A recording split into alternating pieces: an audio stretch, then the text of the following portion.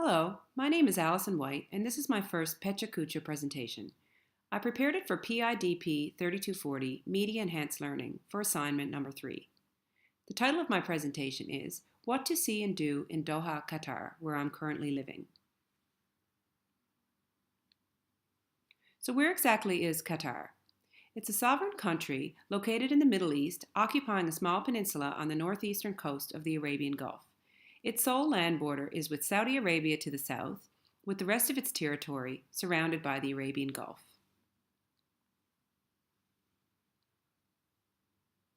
In 2017, Qatar's total population was 2.6 million.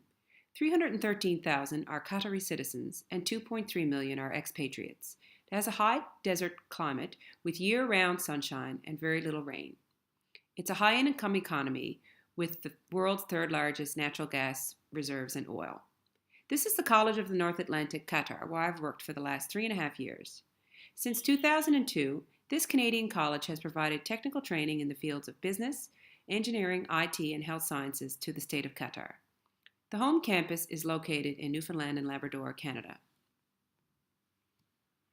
So what is there to do in Qatar? I'll start with some recreational outdoor activities. This is the Corniche, which is a 7-kilometer waterfront promenade around Doha Bay.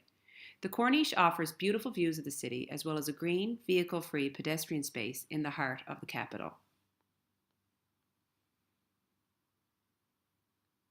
This is Aspire Park. It's a beautiful place for walking, running on a 10-kilometer track with rubber flooring, excellent sporting grounds and facilities, children's play areas, or simply to drink coffee or eat with family in a beautiful green environment. There is also a big lake with aquatic animals. There are many popular water sports in Qatar, such as sailing, water skiing, canoeing, diving, jet skiing, kayaking, stand-up paddling, and much more. Qatar's climate and proximity to water makes it a perfect place for water sports. These people are enjoying a paddle with the Doha skyline in the background. Another popular spot for kayaking or paddling is the mangroves, where flamingos can often be seen at the right time of year.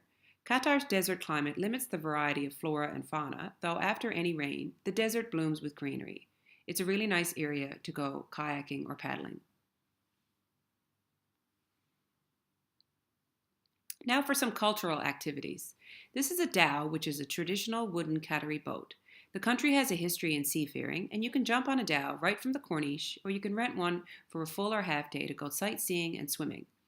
A full meal can be cooked and served on board. The Museum of Islamic Art is one of the most iconic structures in Doha. It represents Islamic art from 3 continents over 1,400 years. Its collection includes metalwork, ceramic, jewelry, woodwork, textiles, and glass obtained from 3 continents dating from the 7th to the 19th century. This is Sheikh Faisal bin Qasim Al Thani Museum.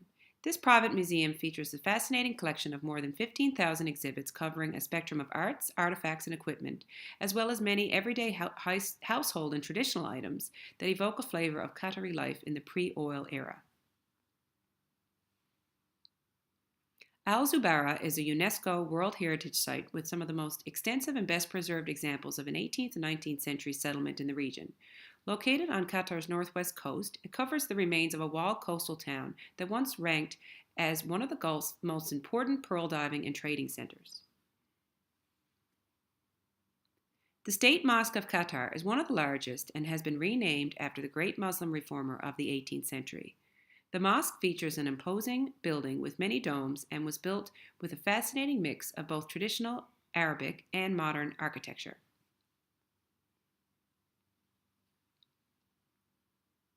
This is Qatar, which is an architectural village filled with impressive theaters, galleries, and performance venues for lively year-round programs of concerts, shows, and exhibitions. There are many top-class restaurants offering a variety of cuisines as well as a public beach for water sports. This is Al Khor Harbor. Up until the mid-19th century, pearl diving was the main source of income for the local. However, the discovery of oil in the 1930s altered the fate of Qatar, with many pearl divers becoming employed in the growing petroleum industry, which transformed the tiny Gulf state into one of the richest countries in the world. This is Souk Waqif, souk meaning market. Although it dates back at least 100 years, it was renovated in 2006 to conserve its traditional Qatari architectural style. The area is very popular with locals and expats alike as it offers multiple dining options in the same location. It's also great for shopping. If there's one thing Doha has a lot of, it's shopping malls. This is a popular mall called Villaggio. It is a massive Italian-style shopping center with an artificial sky and a Venetian canal. Many more malls exist and have been built in recent years.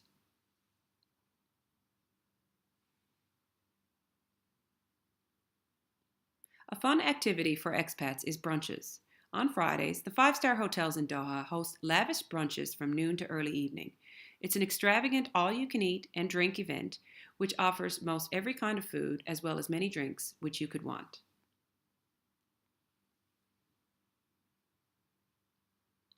If you are visiting or live in Qatar, you have to make a trip out into the desert. The high dunes make it a major attraction for recreational dune bashers or those just looking to enjoy the landscape. The sunrises and sunsets are especially dramatic. Camping and camel riding are other popular activities in the desert. Some 60 kilometers from Doha in the southeastern corner of the country lies the inland sea or Khor al-Adad.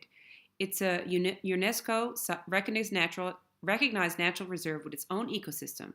This is one of the few places in the world where the sea encroaches deep into the heart of the desert. Finally, did I mention camels? There are numerous ways to see these amazing animals, such as heading out to the camel racing track or riding one in the desert.